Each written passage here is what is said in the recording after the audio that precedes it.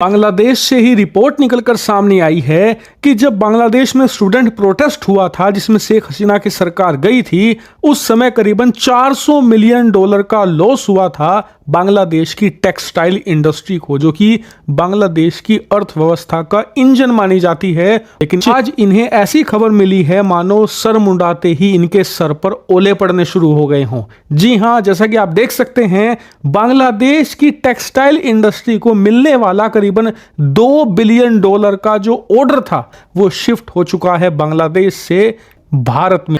बांग्लादेश जो है ना पाकिस्तान से निकला हुआ है ना, पाकिस्तान जैसे हम लोग बड़के मारते हैं, कुछ कर नहीं सकते पाकिस्तानी, वैसे ही वो बड़के मारते हैं। टेक्सटाइल वर्कर्स की तरफ से एक मैसिव प्रोटेस्ट बांग्लादेश के अंदर किया जा रहा है, जिसके तहत एक वर्कर की वहां पर मौत की भी खबरें सामने आ रही है।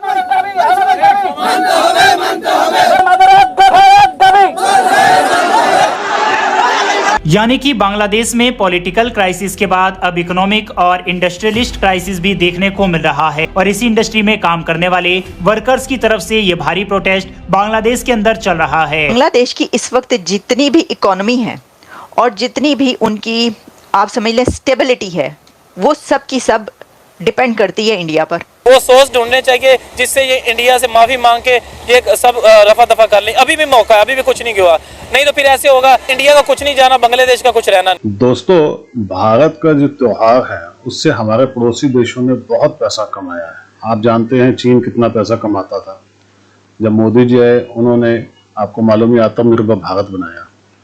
अब हमारे देश के अंदर पिचकारियां भी बनती है, खिलौने भी बनते हैं, दिवाली के पटाखे भी, सब कुछ हमारे जो कारीगर है दिए बनाते हैं, इतनी बढ़िया सब कुछ चल रहा है। ऐसे ही दिवाली के ऊपर बांग्लादेश को अरबों डॉलर का ऑर्डर मिलता था कपड़ों का, वो कपड़े बना के भारत में भेजा करते थे, जिससे इनकी अर्थव्यवस्था चलती थी।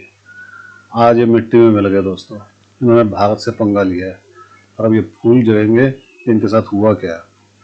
इनकी हालत ये हो गई है दोस्तों, खाने के लाले पड़ गए हैं, घर में फाके पड़ने शुरू हो चुके हैं। ये है जो भारत से पंगा ले रहा है आज की तारीख में। अभी कनाडा का भी हाल भी देखिए क्या होने वाला है। धीरे धीरे पता लग जाएगा कनाडा को क्या पंगा लिया मैंने। दोस्तों, भारत अब बाप बन चुका है, और आने वाले दिनों के अंदर सारी दुनिया को पता लग चुका है कि भारत क्या है, और पता लग जाएगा जिनको नहीं लगा। आप भी कमेंट्स कीजिएगा, वीडियो को लाइक और चैनल को सब्सक्राइब जरूर कीजिएगा। Thank you very much.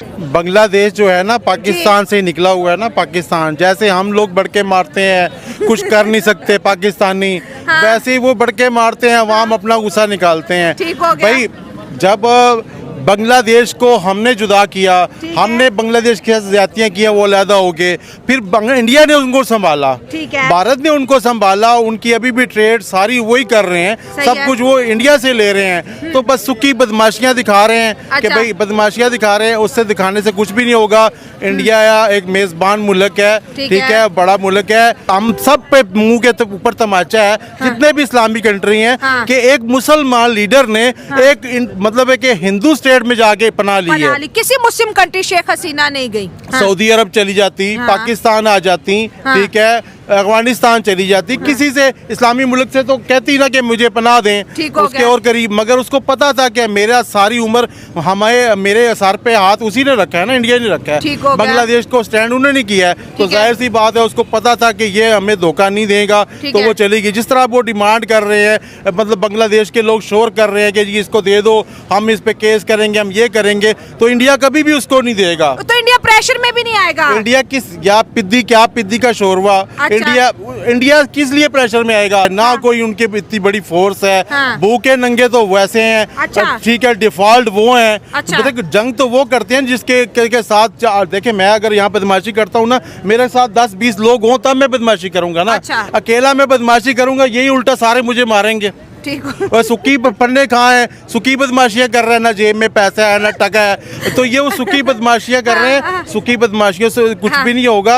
और फिर एक दफा मोहम्मद यूनुस की सरकार एंटी इंडिया हो रही है, तो इतने बड़े मुल्क से पंगा लेना इस वक्त क्या बांग्लादेश के लिए अच्छा साबित होगा? जैसे सर ने बात की ना कि जो एक ताकतवर और जो हमा दावा वाली बात होती है, वो इस टाइम इंडिया के पास है। जैसे अभी आपने बात की कि इंडिया से वहाँ से ट्रेड जाती है, वहाँ पे इलाज ली जाती है। हमारे यहाँ से भी लोग चेन्नई में अपना पाकिस्तान से भी लोग ट्रीटमेंट के लिए जाते हैं, हार्ट ट्रांसप्लांट करवाने चेन्नई जाते हैं। इंडिया के पास हर चीज़ मौजूद है, इंडिया ने अपनी हर चीज़ बेहतर की, इकोनॉमी बेहतर की, स्टडी बेहतर की, गो कि उनके बहुत ज़्यादा मसाइल हैं, लेकिन उन्होंने आज अपने मुल्क को इस काबिल पहुंचाया है और वो उन्होंने अपने आप को एक सिविलाइज कंट्री के तौर पे साबित किया। एशिया का जो रिचेस्ट आदमी है मुकेश अंबानी, वो वहाँ का है। अडानी, बांग्लादेश में आज भी अडानी की बिजली यूज हो रही है, वो भी कर्ज पे, और इंडिया को आंखें दिखा रहे हैं। मैडम, पाकिस्तान का मसला ये ना, यहाँ पे हर चीज़ की सहूलत है। मैं अगर आपको हर चीज़ की सहूलत दे दूंगा ना, तो आप मेरी बात नहीं मानेंगी। अच्छा। और पाकिस्तान के लोगों को गुलाम, इब्ने गुलाम और इब्ने गुलाम बनाने का रवाज है और ये चलता आ रहा है। जैसे कि अभी अंकल ने बात की कि, और आपने उनसे सवाल किया कि वो क्यों किसी मुस्लिम नेशन कंट्रीज के पास नहीं गई। वी आर इजीली सेलेबल, हम बहुत जल्दी बिक जाते हैं। अच्छा। आप अगर आप इस्लामिक हिस्ट्री को भी उठा कर दे ले, एज अ मुस्लिम हम सिर्फ मुसलमान घर में पैदा हो गए, इसके अलावा हमारा मुसलमान होने में कोई किरदार नहीं है। हम पाकिस्तान की जो 100% अवाम है ना, to be very honest and to be very frank, उसमें से 105% अवाम झूठी है। 100 में से 105, 100 में से, क्योंकि हम दिन में 2 बार भी तो झूठ बोलते हैं ना। 100 में से 105% झूठे हैं। मैं आपसे बड़ा कहता नहीं है, जो कहता नहीं है वो उससे बड़ा झूठा हो जाता है, क्योंकि वो भी झूठ बोल रहा है कि मैं नहीं हूँ। तो मैंने आपको बताया, हम दिन में 2 बार भी तो झूठ बोलते हैं ना। तो 100 में से 105% अवाम हमारी झूठी है। और अलमिया ये है कि उस 105% में से 110 कहती है कि हम सच्चे हैं। इंडिया के अलावा यकीन करें, ये बढ़ के मार रहे हैं ना। इंडिया के अलावा ये ना चल सकते हैं, ना ये जंग कर सकते हैं इंडिया के साथ। ऐसे ही सिर्फ अपना भाव बढ़ा रहे हैं, अपना भाव बढ़ा रहे हैं कि हम इंडिया को, भाई इंडिया का तो अगर वो जंग करते भी हैं तो कितने दिन कर लेंगे? 10 दिन कर लेंगे, 20 दिन कर लेंगे, उसको कौन सपोर्ट करेगा? पीछे तो बैक कोई नहीं उनके, चाइना भी नहीं आएगा, पाकिस्तान भी नहीं आएगा, बांग्लादेश के साथ कोई भी नहीं खड़ा होगा। फिर ये होगा कि अगर फिर आराम से इंडिया उस पर कब्जा कर लेगा 8-10 दिन में। ये जो ये खा रहे हैं, जो ये ले रहे हैं, उससे भी चले जाएंगे। से शेख हसीना चली गई हैं बांग्लादेश से, तो यहाँ से इनकी जो बांग्लादेशियों की जो मईशत है तबाह बर्बाद हो गई। क्योंकि जब से शेख हसीना थी तो इंडिया के जितने भी वो थे मईशती, उन्होंने हर चीज़ इनको मुहैया किए थे। इंडिया इकोनॉमी में सपोर्ट कर रहा था इनको, हर चीज़ वो इंडिया कर रही थी।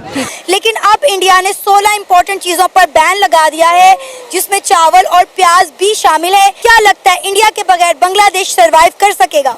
नो, मेरे हिसाब से नहीं कर सकता, क्योंकि जितनी भी उनके यूज़ में चीज़ें आ रही हैं वो सिर्फ इंडिया की तरफ से आ रही है। क्योंकि अभी जो उनकी स्टूडेंट की वजह से ये पूरा हुकूमत का निज़ाम आगे पीछे हो गया है।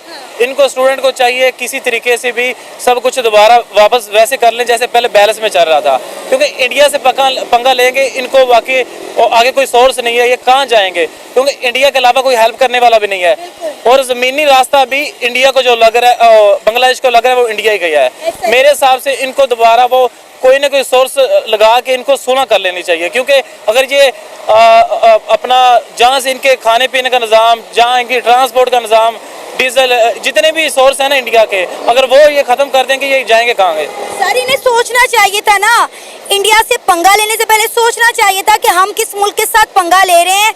हमारी रोजी रोटी जिस मुल्क की वजह से चलती है। अब आप देखें, आपने बात की कि ज़मीनी रास्ता सिर्फ इंडिया के साथ लगता है और इंडिया के अलावा किसी और मुल्क के साथ ये जो है वो लेन देन भी नहीं कर रहे ना चीज़ों का। अब आप देखें, सारी खाने पीने की चीज़ें इंडिया से आती थी, हेल्थ का निज़ाम इनको इंडिया ने दिया हुआ था, बिजली तक इन्हें इंडिया दे रहा था। आपको पता है 80 करोड़ डॉलर पे इनका जो है बिजली का बिल जमा हुआ पड़ा है। ऐसे ही है। तो ऊपर से अभी वो पुराना बिल तो पे नहीं हो रहा, ऊपर से इन्होंने नया पंगा ले लिया है। इनको ये चाहिए कि किसी तरीके से भी ना इंडिया के साथ सुलह करें उनके, क्योंकि इनके सबसे जो बड़े सोर्स हैं डीजल है, ट्रांसपोर्ट इनकी बंद हो जाएगी। तो कोई और रास्ता नहीं है, कोई और हेल्प करने वाला नहीं होगा। अभी आगे फ़लस्तीन के इशू चल रहे हैं, काफ़ी और कंट्रियों के इशू चल रहे हैं, लेकिन इनका इतना बड़ा इशू नहीं है। लेकिन ये इशू को बड़ा खुद ही बना सकते हैं, खुद ही क्लोज कर सकते हैं। मेरा मशवरा ये बांग्लादेश को है कि जो स्टूडेंट का आपकी हुकूमत का मामले हैं वो आपस में अपनी कंट्री में सॉल्व कर लें, और जो इंडिया के साथ पंगा ना लें, क्योंकि वो एक बड़ी सुपर कंट्री बन चुकी है। उसके साथ कोई पंगा लेगा तो, क्योंकि ये छोटे थोड़े सूबे हैं और इंडिया कहाँ पहुँच गया अभी तरक्की में।